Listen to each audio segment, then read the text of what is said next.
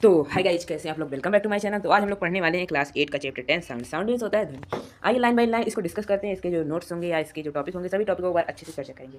How do you come to know, आप या कैसे जानते हैं period is over in your school. आपके स्कूल की जो घंटियां लगती हैं वो खत्म कब होती हैं। एक पीरियड खत्म कब होता है, दूसरी घंटी कब लगती है। You can to know easily that someone is at your door when you knock और you hear the sound of doorbell. ये तब हम इन चीज़ों को जान पाते हैं कि हमारा दरवाजा कोई खटखटा रहा है, जब हमारी दरवाजे की घंटी को कोई बजाता है। Most of time you can make out that someone approaching you by just hearing the foot steps.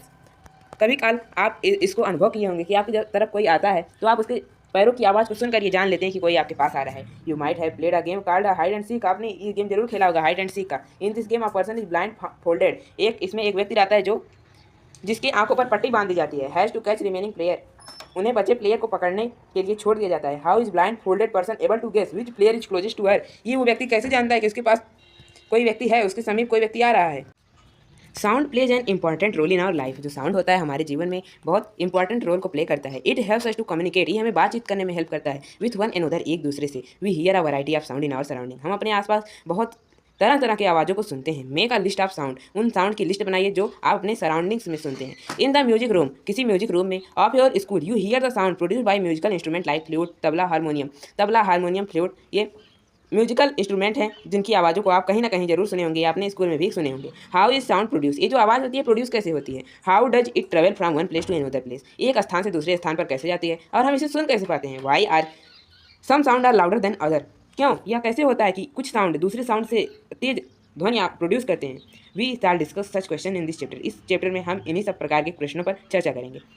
Sound is produce by vibrating body. जो साउंड होता है वाइब्रेटिंग बॉडी से प्रोड्यूस होता है। Touch the school bell. जो जब आपके school में बेल लगती है उसे छूइए, नॉट इन यूज, जब उसका कोई प्रयोग ना हो रहा हो। व्हाट डू यू फील, आप क्या महसूस करेंगे। Again touch it when producing sound. और तब इसे छूइए जब उसे बजाया जा रहा है, उसमें से आवाज़ निकल रही हो। कैन यू फील वाइब्रेटिंग, तो आपको कुछ ना कुछ वाइब्रेशन जरूर महसूस होगी। As you learn in class VII, जैसा कि आपने क्लास 7 में देखा। The to and fro back and forth of a motion object is called vibration. जब कोई ऑब्जेक्ट जो है to and fro and forth motion में जब मोशन करता है कोई ऑब्जेक्ट तो उसी को वाइब्रेशन कहते हैं। When a tightly stretched band is plugged, जब कोई टाइटली बंधा हुआ जो बैंड रहता है, रबर बैंड रहता है, उसको जब खींचेंगे तो आपको भी वहाँ पर भी वाइब्रेशन पता चलेगा। व्हेन इट स्टॉप वाइब्रेटिंग, जब इसका वाइब्रेशन स्टॉप होगा, it does not produce any sound, तो वहाँ पर किसी भी प्रकार के साउंड प्रोड्यूस नहीं हो सकते। वी सी, हम देखते हैं that the vibrating object produce sound. जब किसी ऑब्जेक्ट में वाइब्रेशन होती है तो वहाँ से आवाज़ें निकलती हैं। इन सम केस, कुछ स्थानों पर the vibration are easily visible to us. यहाँ तक कि कुछ स्थानों पर ऐसा भी होता है कि जो वाइब्रेशन होती है हमें आसानी से दिख जाती है। बट इन मोस्ट केस, लेकिन अधिकतर ऐसा ही होता है कि उनका एम्पलीट्यूड इतना कम रहता है कि हम उन्हें देख नहीं सकते। However we can feel them, लेकिन हम उन्हें फील कर सकते हैं। Make a list of familiar musical instrument. कुछ म्यूजिकल इंस्ट्रूमेंट की लिस्ट बनाइए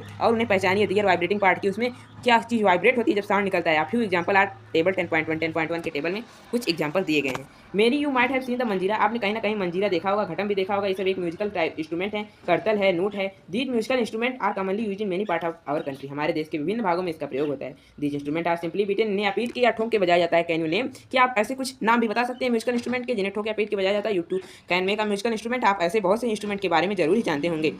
नेक्स्ट टॉपिक हमारा sound is produce by human beings के द्वारा जो साउंड प्रोड्यूस किया जाता है कैसे प्रोड्यूस किया जाता है। Speak loudly for a while और सिंग अ सॉन्ग। किसी गाने को तेजी से गाइए या तेजी से चिल्लाइए और बज लाएगा भी, या मक्खी की तरह बंद बनाइए। Put your hand on your throat. अपने गले के पास अपने हाथ को रखिए जैसा कि 10.8 के फिगर में दिया गया है। Do you feel any vibration, क्या अपने गले में कोई वाइब्रेशन को महसूस कर सकते हैं। इन ह्यूमंस, मनुष्यों में the sound is produce by the voice box. जो साउंड होता है वॉइस बॉक्स के द्वारा प्रोड्यूस किया जाता है। और द लैरिंक्स या लैरिंक्स के द्वारा। Put your fingers on your throat. अपने गले पर अपनी उंगली को लगाए रखिए to find a hard bump, ताकि आपको एक हार्ड कठोर बम्प दिख जाए। That seems to move when you swallow. जब आप निकलते हैं तो ऊपर नीचे होता रहता है, हिलता रहता है। This part of the body is known as voice box. इसी पार्ट को वॉइस बॉक्स का नाम दिया गया है। It is at the upper end of windpipe. जहाँ विंड पाइप का आखिरी एंड रहता है ऊपर की तरफ, वहाँ पर ये प्रेजेंट रहता है। टू वोकल कार्ड, वहाँ पर दो वोकल कार्ड भी रहते हैं। यार स्टेज इस प्रकार से फैले रहते हैं वॉइस बॉक्स और larynx in such a way it leaves a narrow slit, ताकि ये दोनों के बीच में एक पतली सी स्लिट लग जाती है द पैसेज ऑफ एयर, ताकि वहाँ से हवा गुजर सके। व्हेन लंग्स फोर्स एयर, जब हमारे लंग्स के द्वारा एयर को फोर्स किया जाता है थ्रो द स्लिट, इन स्लिट के द्वारा द वोकल कार्ड वाइब्रेट। तो जो वोकल कार्ड होते हैं वाइब्रेट करने लगते हैं प्रोड्यूसिंग अ साउंड, और वहाँ से साउंड निकलने लगता है। Muscles attach to the vocal cord, वहाँ से कुछ मसल्स भी अटैच रहती हैं। Can make the cord tight और लूज, इसलिए वहाँ से ही ये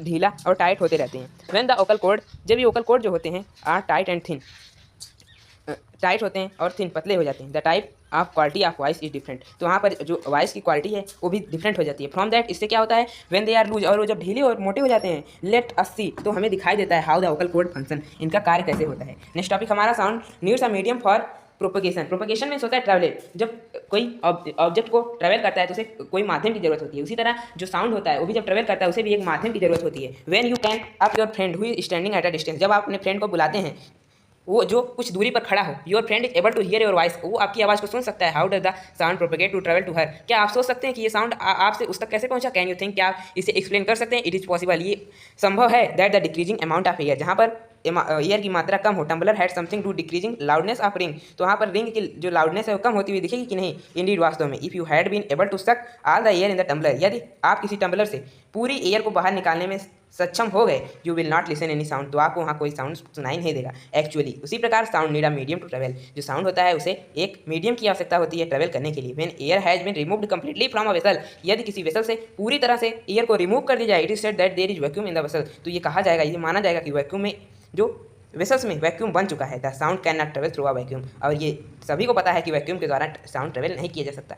does sound travel in liquid, क्या साउंड को लिक्विड में ट्रेवल किया जा सकता है? आइए इसे जानते हैं। Let us find out sound can travel through solid also, इसके साथ हम ये भी जानेंगे कि जो साउंड है वो सॉलिड के द्वारा सॉलिड में भी ट्रेवल करता है। You can also perform the above activity, ऊपर कुछ एक्टिविटी हैं जिन्हें आप कर सकते हैं by placing your year at the end of long metallic table, या कोई वुडन टेबल इस तरह से हो या कोई मेटेलिक टेबल हो, उस पर आप अपने फ्रेंड को लीजिए और अपना कान उस पर लगाइए। अपने फ्रेंड से कहिए कि उस पर दूसरे छोर पर उसे आराम आराम से पीटे। यू फाइंड, आपको यह पता चलेगा that sound can travel through would और मेटल या लकड़ी के द्वारा भी साउंड ट्रेवल हो सकता है। इनफैक्ट इसका यह तथ्य है कि you can also perform interesting activity, आप बहुत सी प्रकार की एक्टिविटी को कर सकते हैं जिससे आपको यह पता लग जाएगा कि साउंड सॉलिड के द्वारा भी ट्रेवल कर सकता है। वी हैव लर्न सो फार, हम बहुत दिनों से यह जानते आ रहे हैं, बहुत पहले से यह जान रहे हैं। For vibrating object produce sound, जब कोई ऑब्जेक्ट वाइब्रेट करता है तो उसमें से आवाज़ निकलती है। And it is carried direction in a medium, और मीडियम की डायरेक्शन में ले जाई जाती है। Medium could be a gas, तो मीडियम गैस, लिक्विड या सॉलिड हो सकता है। क्या हम उनसे सुन सकते हैं? हम उनसे कैसे सुनते हैं? We hear sound through our ear, हम आवाज़ों को अपने कान से सुनते हैं। अब आइए कान के बारे में थोड़ा जान लेते हैं। कान का जो आउटर पार्ट रहता है वो एक फनल की तरह रहता है। व्हेन साउंड इंटर, जब इसमें साउंड जो है इंटर करता है तो वो एक कैनाल के द्वारा इसके इंड पर चला जाता है, जहाँ पर थिन स्ट्रेच मेम्ब्रेन लगी होती है, उसे ही ईयर ड्रम कहते हैं। कान का पर्दा जिसे हम हिंदी में कहते हैं। It perform an important function, ये बहुत ही महत्वपूर्ण कार्य करता है ताकि हम to understand what is ear drum does, आइए जानते हैं कि ईयर ड्रम क्या करता है। Let us build a tin can model, आपको एक टिन कैन का मॉडल बनाना होगा of the ear drum. Ear drum की तरह जो ईयर ड्रम रहता है वो स्ट्रेच्ड रबर सीट की तरह रहता है। साउंड वाइब्रेट, जो साउंड का वाइब्रेशन रहता है उसे वो ईयर ड्रम को भी वाइब्रेट कर देता है। तो क्या होता है, ear drum send vibrate inner ear, तो वो जो ईयर ड्रम होता है, हमारा कान का पर्दा होता है, वो वाइब्रेशन को अंदर आंतरिक कान की तरफ भेज देता है। यहाँ से जो सिग्नल हमारे दिमाग तक पहुँचता है, इसी प्रक्रिया के द्वारा हम किसी चीज़ को सुन सकते हैं। नेक्स्ट टॉपिक हमारा amplitude, time period and frequency of vibration, किस फ्रीक्वेंसी पर वाइब्रेशन होता है, उसका एम्पलीट्यूड क्या होता है, उसमें समय कितना लगता है। वी हैव लर्न, हमने यह सीखा that the to and fro motion of an object is called vibration, जब कोई ऑब्जेक्ट टू और फ्रो मोशन करता है तो वहाँ पर वाइब्रेशन होता है। इसी मोशन को ऑसिलेटरी मोशन भी कहते हैं, जो आपने पिछली कक्षा में पढ़ा होगा। द नंबर ऑफ ऑसिलेशन, जो संख्या होती है ऑसिलेशन की पर सेकंड, एक सेकंड में जो ऑसिलेशन की संख्या होती है उसे फ्रीक्वेंसी ऑफ ऑसिलेशन कहते हैं। फ्रीक्वेंसी एक्सप्रेस्ड इन हर्ट्ज, ये एक HERTZ एक टाइप का मेथड है जिसमें हम फ्रीक्वेंसी को एक्सप्रेस करते हैं। इसका सिंबल HZ है, और फ्रीक्वेंसी ऑफ 1 HZ, एक HZ की जो फ्रीक्वेंसी होती है वो एक ऑसिलेशन पर सेकंड दर्शाती है। If an object oscillate 20 times in 1 second, यदि कोई ऑब्जेक्ट एक सेकंड में 20 बार ऑसिलेट करता है तो उसकी फ्रीक्वेंसी क्या होगी। यू कैन रिकॉग्नाइज, इससे आप यह पता लगा सकते हैं, पहचान सकते हैं। Many familiar sound without saying the object producing them, हम बहुत से ऑब्जेक्ट को देखे बिना किस ऑब्जेक्ट से वह ध्वनि निकल रही है इसका पहचान कर सकते हैं। यह कैसे संभव होता है। This sound must be different unable to recognise them, कुछ ऐसे भी होते हैं जिन्हें पहचानने में असमर्थ रहते हैं। Have you ever thought what factor make two different, क्या आप जानते हैं कि इन्हें अलग अलग साउंड को प्रोड्यूस करने के लिए इन पर क्या प्रभाव पड़ता है, क्या फैक्टर होते हैं जिनसे सभी का जो साउंड होता है अलग अलग रहता है। Amplitude and frequency are two important properties, amplitude और फ्रीक्वेंसी दो बहुत महत्वपूर्ण प्रॉपर्टीज होती हैं साउंड की। कैन यू डिफ्रेंशिएट, क्या इनके बीच में विभिन्नता बता सकते हैं। आइए देखते हैं। द लाउडनेस ऑफ साउंड, जो साउंड का लाउडनेस रहता है उसके एम्पलीट्यूड पर निर्भर रहता है, और जो एम्पलीट्यूड जब वाइब्रेशन करता है बहुत बड़ी मात्रा में तो जो साउंड है बहुत लाउड, बहुत तीव्र गति से प्रोड्यूस होता है। When the amplitude is small, जब एम्पलीट्यूड बहुत छोटा रहता है तो साउंड जो फीबल कम रहता है। द फ्रीक्वेंसी, जो फ्रीक्वेंसी रहता है साउंड के कठोरपन और उसकी पिच पर निर्भर रहता है। If the frequency of vibration is higher, यदि जो वाइब्रेशन की फ्रीक्वेंसी है वो यदि हाई होगी, we say that sound is shrill and it get higher pitch, तो हम कह सकते हैं कि साउंड की जो पिच है हायर है और वो बहुत श्रिल है। If the frequency of vibration is lower, यदि फ्रीक्वेंसी जो वाइब्रेशन की होती है कम रहेगी तो हम यह कह सकते हैं कि उसकी पिच जो है लो है। फॉर एग्जाम्पल, उदाहरण के लिए drum vibrate with a low frequency, जो ड्रम होता है वो बहुत कम फ्रीक्वेंसी पर बजता है, therefore it produces a low pitch, यहाँ से वो लो पिच साउंड को प्रोड्यूस करता है। और वहीं जब हम सीटी को मारते हैं तो उसकी जो फ्रीक्वेंसी रहती है वो बहुत हाई रहती है, इसलिए उसे हाई पिच कहते हैं। आ बर्ड मेक का हाई पिच साउंड, जो पक्षियाँ होती हैं वो भी एक प्रकार के हाई पिच साउंड को भी बनाती हैं। वेयर एज, लेकिन जो लाइन होता है जब दहाड़ता है उसकी जो आवाज़ की पिच रहती है, साउंड की पिच रहती है वो लो रहती है। However the roar of line is very loud, इसी प्रकार जो लाइन का दहाड़ने का शोर रहता है बहुत तेज रहता है, और जो पक्षियों की चहचहाने की आवाज़ रहती है बहुत कम रहती है। प्रतिदिन you hear the voice of children and adult, आप बड़े बूढ़ों बच्चों की आवाज़ों को सुनते होंगे, क्या आपको उनको उनमें कोई अंतर दिखता है? क्या आप उनकी फ्रिक्वेंसी बता सकते हैं कि किसकी फ्रिक्वेंसी हायर है किसकी कम? उसी प्रकार उज्ज्वली वॉइस ऑफ अ वुमेन, किसी औरत की जो वॉइस रहती है उस भी हाई फ्रिक्वेंसी रहती है मैन की तुलना में। ऑडिबल एंड इनऑडिबल साउंड, ये दो प्रकार के साउंड होते हैं, एक ऑडिबल एक इनऑडिबल। आइए देखते हैं ये क्या होते हैं। हम सभी ये जानते हैं कि जब कोई बॉडी वाइब्रेट करती है तो साउंड को प्रोड्यूस करती है। हमें भी क्या आप उन्हें सुन सकते हैं? सभी प्रकार के साउंड को आप सुन सकते हैं? द फैक्ट, यह एक तथ्य है, आप फ्रिक्वेंसी लेस देन 20 वाइब्रेशन पर सेकेंड, यदि किसी फ्रिक्वेंसी का वाइब्रेशन 20 वाइब्रेशन पर सेकेंड से कम है तो भी हम उसे नहीं सुन सकते। Such sound are called inaudible sound, ऐसे साउंड को इनऑडिबल साउंड कहते हैं जिन्हें हम नहीं सुन सकते। वहीं अगर कोई साउंड की फ्रिक्वेंसी 20,000 वाइब्रेशन पर सेकेंड से ज़्यादा है तब हम उसे भी हम नहीं सुन सकते, इसलिए उसे भी इनऑडिबल साउंड ही कहेंगे। For human ear the range, इसकी रेंज क्या होती है? 20 to 20 हर्ट्ज, मतलब 20 से 20,000 वाइब्रेशन पर सेकेंड की जो ध्वनि रहती है उसे ही हमारा कान सुन सकता है। नॉइस और म्यूजिक, नॉइस एंड और म्यूजिक क्या होता है? नॉइस माने हम जानते हैं, हम सोच सकते हैं, हमारा दिमाग अपने अंदर एक इमेज बनाता है नॉइस सुन के कि शोर शराबा जहाँ पर बहुत तेज आवाज़ हो रही है। और म्यूजिक मतलब एक ऐसा साउंड जो हमारे मन को शांति पहुँचाए।